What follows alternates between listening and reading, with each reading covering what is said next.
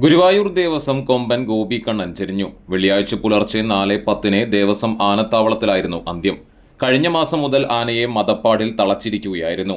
വ്യാഴാഴ്ച രാവിലെ അസ്വസ്ഥത പ്രകടിപ്പിച്ചതിനെ തുടർന്ന് മരുന്നുകൾ നൽകി. പുലർച്ചെ 2 ശ്വാസതടസ്സം അനുഭവപ്പെടുകയും ആന കിടക്കുകയും ചെയ്തു.